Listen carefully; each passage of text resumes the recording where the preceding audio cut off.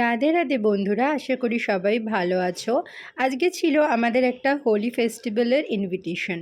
তো দেখো, সোনু আর সোনাকে সুন্দর করে সাজুগুজু করে দুপুরের লাঞ্চ আমরা সেরে চলে গেছিলাম সোদপুর পানিহাটির খেয়া পাড়াপাড়ের ঘাটে, এবং এখান থেকেই আমরা ঘাট ক্রস করে চলে গেছিলাম কোন্নগরে।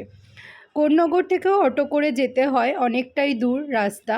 তো দেখো, তিনজন মিলে বসে রয়েছে, সোনু, পুচকি এবং সোনা আর আমি। ফাইনালি এসে পৌঁছে গেছি মঞ্জু ভাবিদের বাড়িতে। দেখো কি সুন্দর করে ডেকোরেট করেছে, ডেকোরেশনটা আমার খুবই ভালো লেগেছে।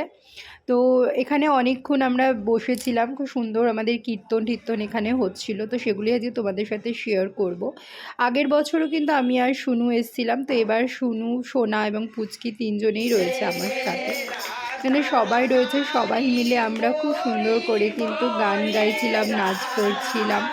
এটাই কিন্তু আনন্দ। যারা মনে করেন ভক্তি করার মানে সব কিছু ত্যাগ করা, তা কিন্তু একদমই না, বরঞ্চ ভগবানের আশ্রয়ে অনেক সুন্দরভাবে নিজের জীবনটাকে সুন্দরভাবে কিন্তু নাচে, গানে, আনন্দে ভরিয়ে তোলা।